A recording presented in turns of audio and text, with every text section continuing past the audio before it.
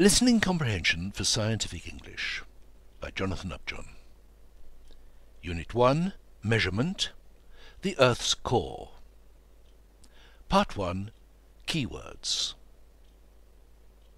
Available. Behavior. Core. Depth. Inner. Iron. Layer. To mean. Outer. Probe. To provide. To range. To reach. Shallow. Speed. Wave. Weight. New words.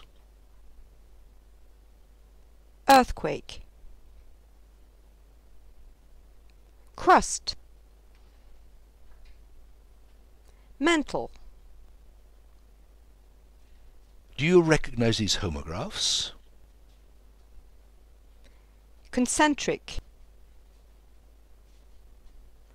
Granite. Basalt. Igneous rock. Part 2, Exercises. Now, listen to the text and answer the questions. Stop the recording when necessary.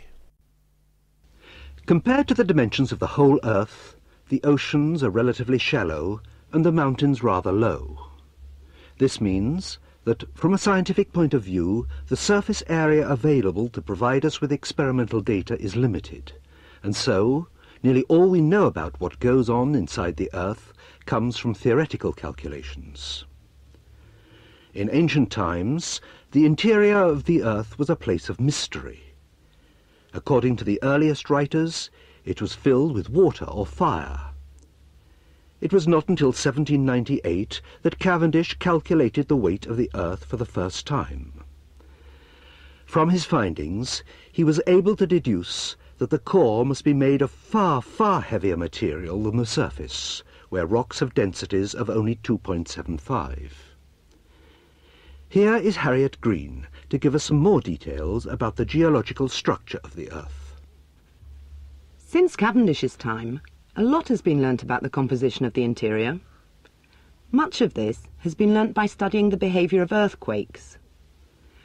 This is because earthquakes act rather like probes in the interior of the Earth, sending us signals carrying extremely useful data. Depending on the density of the material through which they're travelling, earthquake waves accelerate or decelerate, or in some cases, when encountering liquids or gases, they may even completely disappear. Consequently, by monitoring the speed of propagation of the waves, little by little, scientists have been able to work out, in detail, the structure of the Earth. The Earth consists of several concentric layers. On the surface, there's the upper layer, called the crust.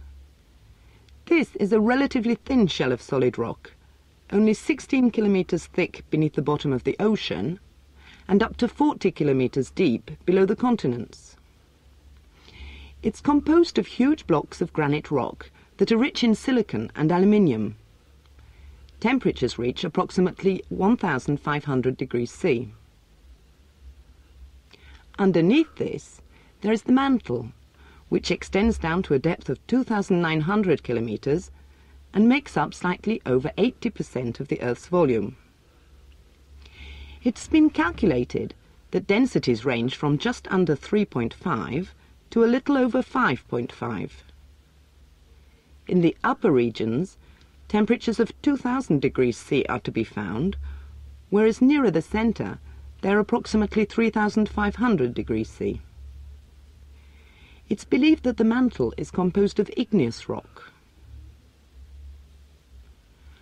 The core itself is composed of two parts.